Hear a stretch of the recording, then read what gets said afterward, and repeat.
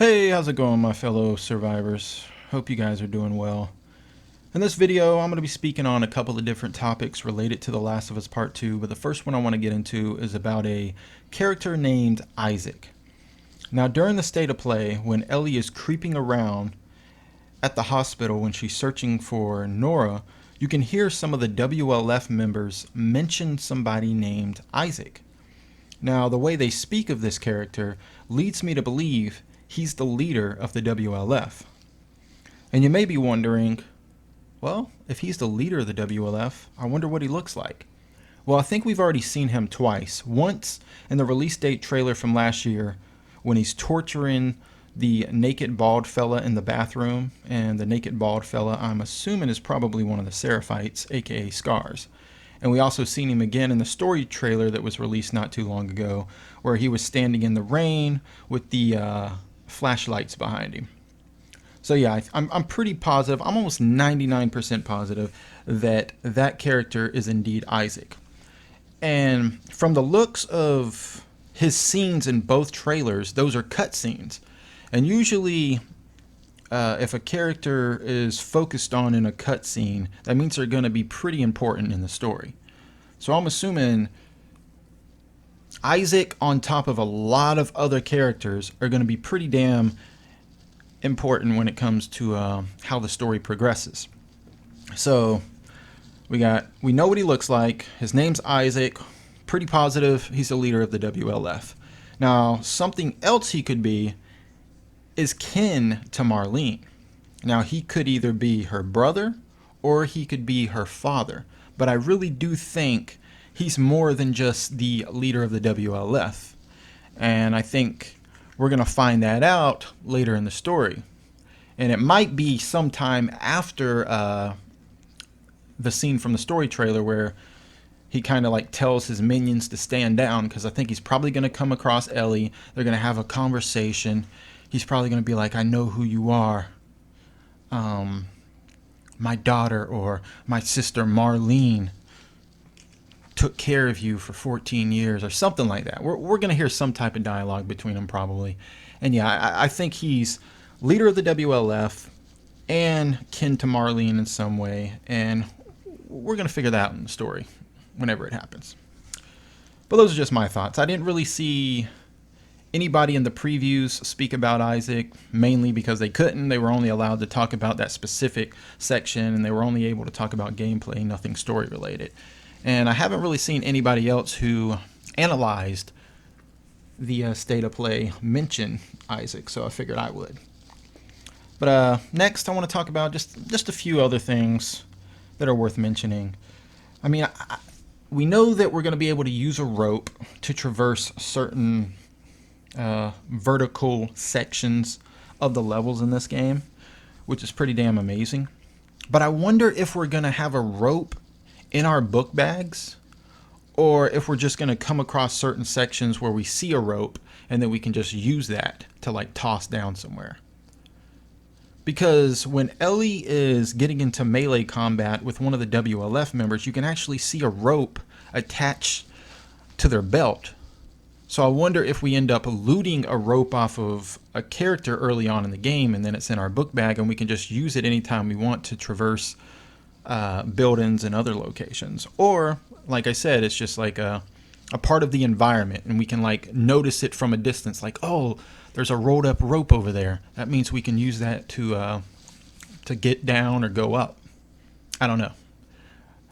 Pretty exciting stuff, though. I can't wait to see how the rope is really incorporated into all the different levels.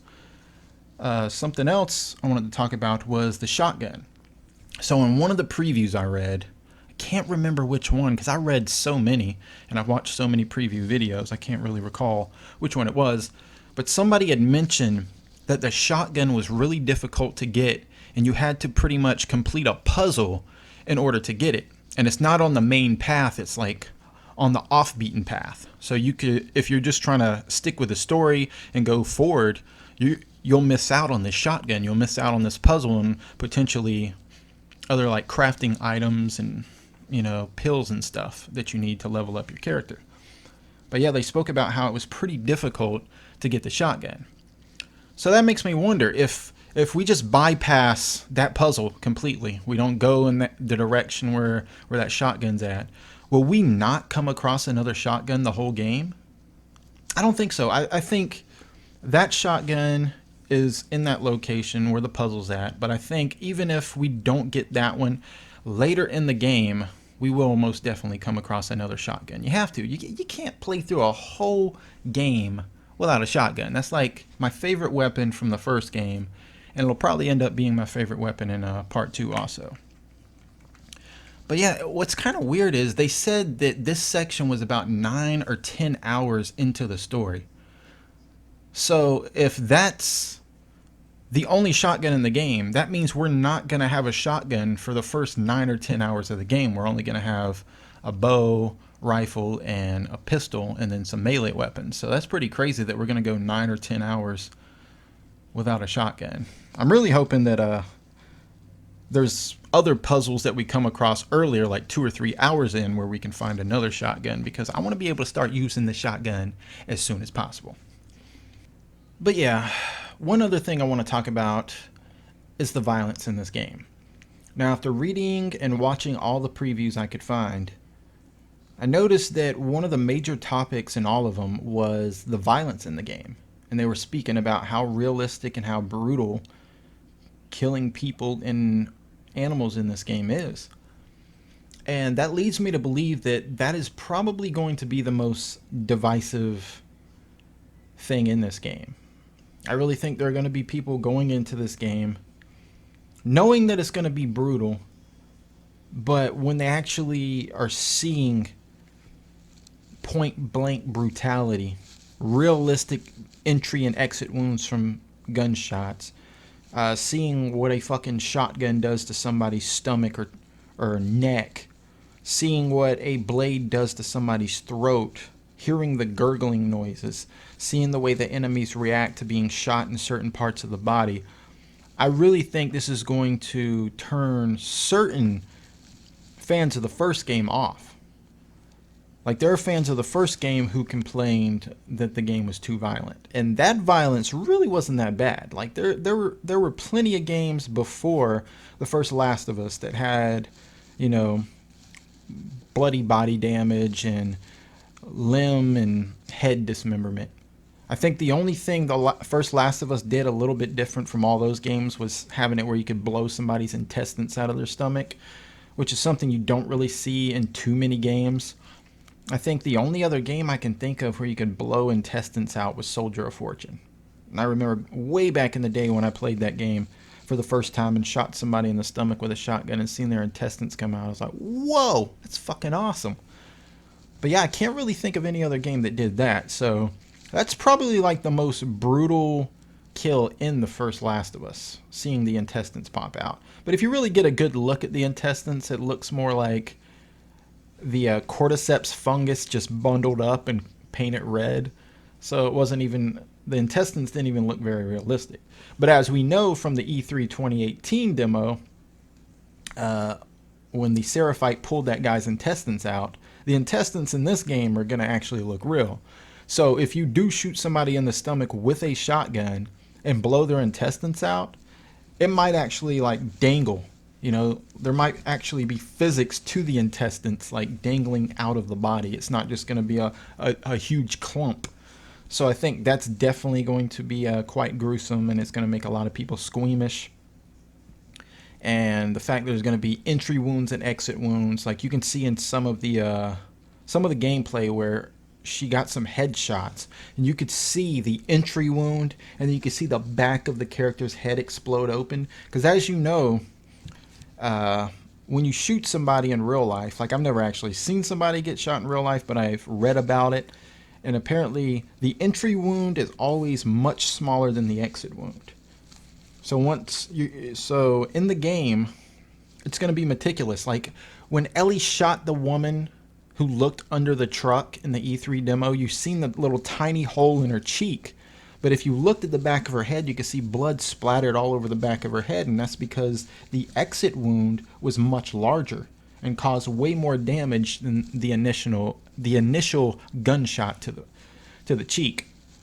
So yeah, you're going to be seeing entry wounds, exit wounds. You're going to be seeing slices all over the body from the machetes and the knives that you use. You're going to be seeing probably bruised up faces when you're hitting them with these blunt objects like 2x4s, pipes, and whatnot.